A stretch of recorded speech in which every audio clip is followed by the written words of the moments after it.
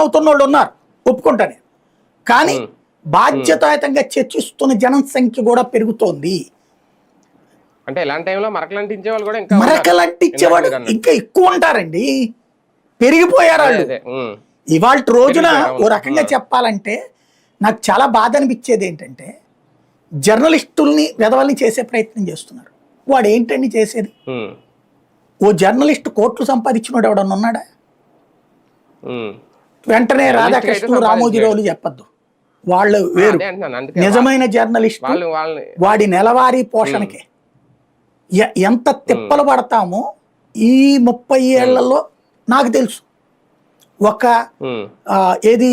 ఒక పూట తినడానికి తిండి లేక ఏదో ప్రోగ్రాములకు వెళ్తే వాళ్ళు ఇచ్చే సమోసాలతో కడుపు నింపుకున్న రోజులు ఉన్నాయి, లేదా అసలు ఏ ప్రోగ్రాం లేకపోతే మంచినీళ్ళు తాగి పడుకున్న రోజులు ఉన్నాయి.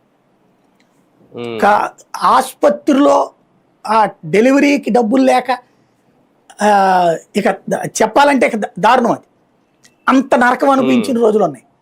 ట్రీట్మెంట్లకి డబ్బులు లేక రోగాలు ముదుర్చుకున్న రోజులు ఉన్నాయి, కష్టాలు పెంచుకున్న రోజులు ఉన్నాయి.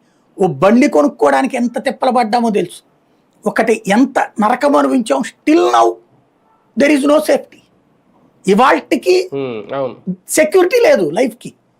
30 ఏళ్ళు 30 ఏళ్ళు తిప్పలు పడ్డటువంటి నాలాంటి భద్రత లేనప్పుడు ఇక మిగతా వాళ్ళకి ఎక్కడ ఉంటుంది భద్రత?